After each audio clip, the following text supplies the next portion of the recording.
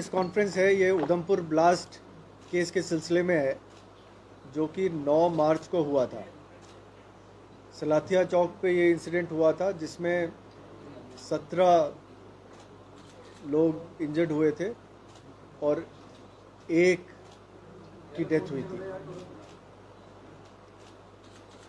इस केस के सिलसिले में पिछले 2.5 महीने से लगातार उधमपुर डिस्ट्रिक्ट पुलिस की टीम जो है काम कर रही थी, जिसमें SHO, SDPO, additional SP, SP और डीआईजी साहब, ये पूरी टीम लगातार इस केस के पीछे लगी रही। और इसके बाद आखिरकार में ये हमें कामयाबी मिली, जिसमें सबसे पहले हमने मोहम्मद रमज़ान, जो कि नील का रहने वाला है, नील बनिहाल का रहने वाला है, उसको गिरफ्तार किया। इसकी गिरफ्तारी से ये पता चला कि ये लगातार पाकिस्तान में खुबैब नाम के लश्कर के आतंकवादी के साथ टच में था। खुबैब डोडा का रहने वाला है और 15-17 साल पहले ये पाकिस्तान चला गया था और वहाँ से लगातार लश्कर की गतिविधियों में शामिल रहा है। खुबैब ने इसको मोटिवेट किया। इसके फादर की डेथ 2003 में हुई थी, वो भी लश्कर का एक आतंकवादी था और उस बुनियाद पे खुबैब ने इसको मोटिवेट किया और इसको आईडी उठाने में और प्लांट करने के लिए मोटिवेट कर दिया। 1 मार्च को इसने उधमपुर आके रेकी की।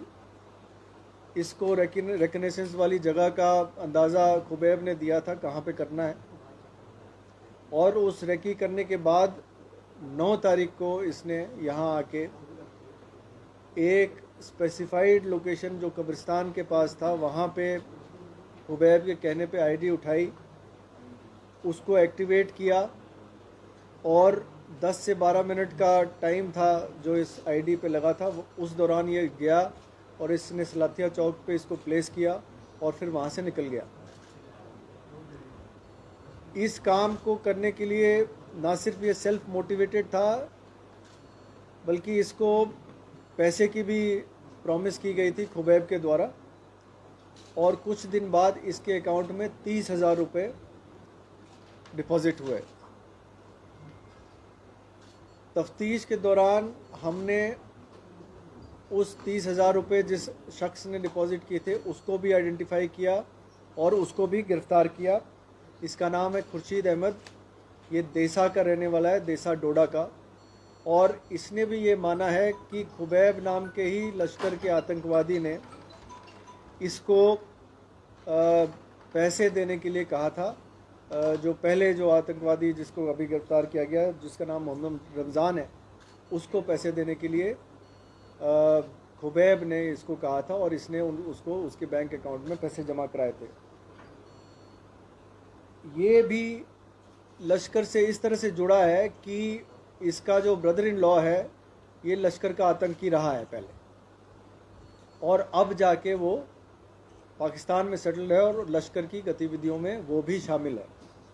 इसके ब्रदर इन लॉ का नाम है बिलाल अहमद और ये तकरीबन 2002 में यहाँ से एक्सफिल्ट्रेट करके पाकिस्तान गया था और वहाँ से तब से लश्कर से जुड़ा रहा है।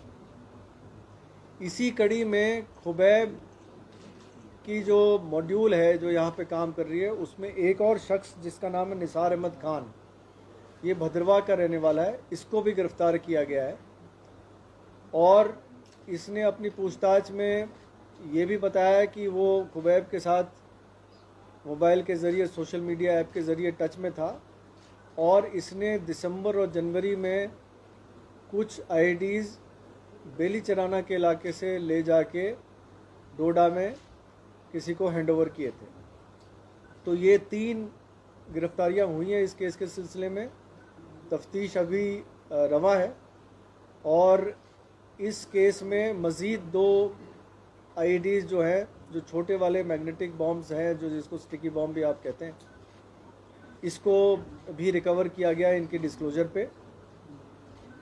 बाकी बैंक अकाउंट्स वगैरह की डिटेल की एनालिसिस की जा रही है और इस तफ्तीश के दौरान जो भी हमें तथ्य सामने आए हैं हम और भी मज़ीद जो केसेस हैं जो मिसाल के तौर पे रजौरी के केस है उसकी भी कुछ लीड्स हमें मिल रही हैं जिस पे हम काम अभी कर रहे हैं।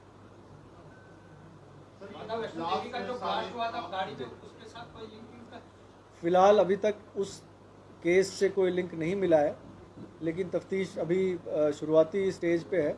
बहुत सारे लोगों से इसमें पूछताछ करनी जानी है। अभी 10 से 15 लोगों को और पूछताछ के दायरे में शामिल किया गया है। मज़ीद खुलासे जब होंगे तो आपको बताया जाएगा। सर लेकिन ये जितने ब्लास्ट में रजौरी पुंछ का हुआ, ये उधमपुर, क्या ये कनेक्टेड है? क्या कुछ लीड्स आपको मिली है?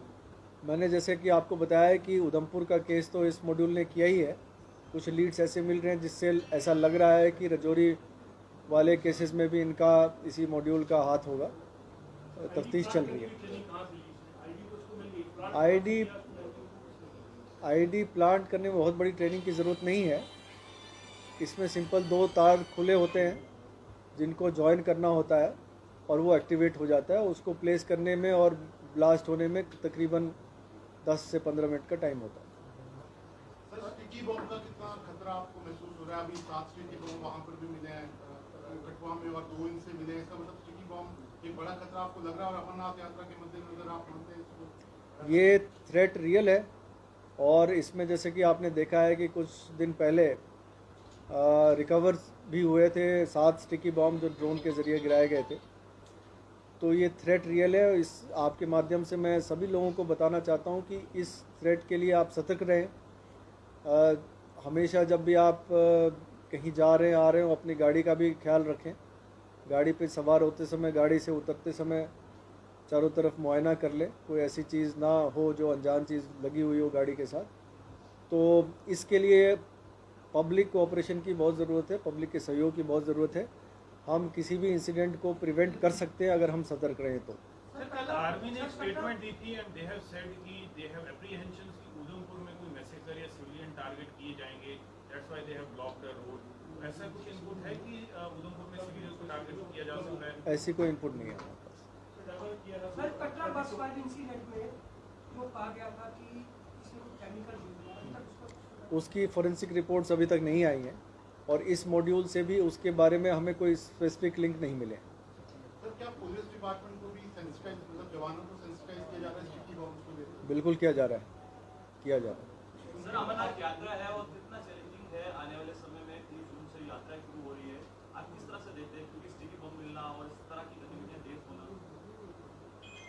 जो चैलेंजेस हैं उसको हम फेस कर रहे हैं और उसकी जो प्रोएक्टिव स्टेप्स ले रहे हैं उसी का नतीजा है कि उधमपुर पुलिस ने अभी तक ये केस को सॉल्व किया है।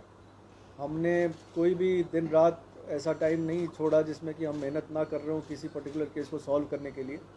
चैलेंजेस हैं लेकिन हम पूरी तरह से सतर्क हैं। हम किसी भी अप्रिय घटना को रोकने में कामयाब रहेंगे, ये हम कह सकते हैं। जम्मू में भी हाइब्रिड विजिलेंस का कोई खतरा हो सकता है जम्मू डिवीजन में? ऐसा कुछ स्पेसिफिक इंसिडेंट सामने नहीं आया है, लेकिन आप ये जैसे इस बार मैंने बताया कि लश्कर, अगर आप देखेंगे कि ये तीनों लोग जो गिरफ्तार हुए हैं ये लश्कर से कहीं ना कहीं किसी ना किसी तरीके से जुड़े रहे हैं और पार भी जो आतंकवादी है वो भी लश्कर से जुड़ा रहा है। चाहे वो नाम किसी का भी दे दें, TRF दे दें, PAFF दे दें, JKFF दे दें, ये बैकग्राउंड पे सारा काम लश्कर की तरफ से हो रहा है।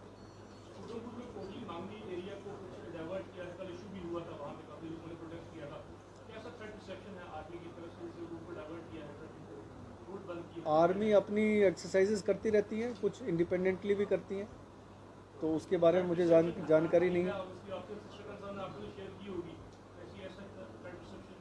अभी स्पेसिफिक कोई थ्रेट उस तरफ की नहीं है।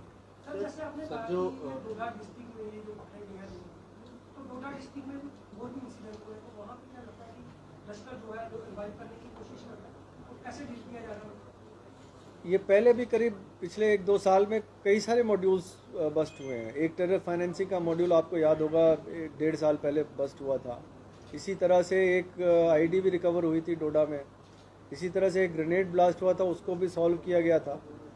तो इन सब में कोशिश तो इन आतंकी संगठनों की है कि इस तरह के एरियाज़ जो हैं, जो अभी जहाँ आतंकवाद ख़त्म होने पे आया है, वहाँ पे रिवाइव करने की कोशिश की। लेकिन अभी तक हमने काफ़ी इस पे प्रोएक्टिव स्टेप्स लिए हैं, जिसमें हमने काफ़ी आतंकियों को गिरफ्तार भी किया। सर जो सुलझुआ अटैक में एक टेलीग्राम का सोशल मीडिया का लिंक आया था, क्या इन तीनों आतंकियों का भी कुछ लिंक तो नहीं था? सोशल मीडिया का यूज़ कर रहे थे Telegram? जी ज़रूर, ये सभी आतंकी सोशल मीडिया के ज़रिए ही खुबैब के साथ जुड़े हुए थे।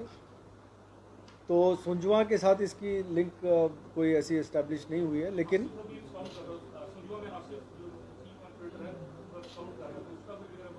उसकी खोज चल रही है।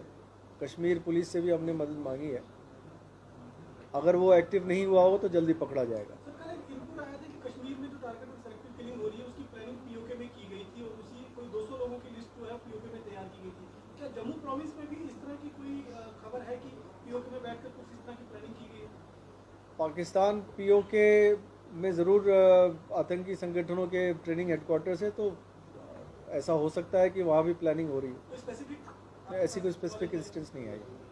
इससे रमज़ान जो है वो मनाली में था काफ़ी लंबे समय तक, तो वहाँ पर कुछ उसके बैकवर्ड लिंकेजेस जो हैं उस पर भी काम कर रहे हैं। हम कोई भी लिंकेजेस नहीं छोड़ेंगे, चाहे बैकवर्ड फॉरवर्ड किसी भी तरह की लिंकेजेस हो। हम हर छोटी चीज़ पे काम करेंगे ताकि आतंकवाद से जुड़े किसी भी लिंक को अनटच न रखा जाए। सर हम सुन रहे हैं कि इस बार अमरनाथ यात्रा में RFIDs आप यूज करने वाले, क्या इस तरह का प्लान आपने निकाला है और कैसे? ये अमरनाथ श्राइन बोर्ड की डिसीजन है, ये वाकई ये स्टेप लिया जा रहा है और इसकी जानकारी बहुत ज़्यादा वो अमरनाथ श्राइन बोर्ड ही दे सकती है।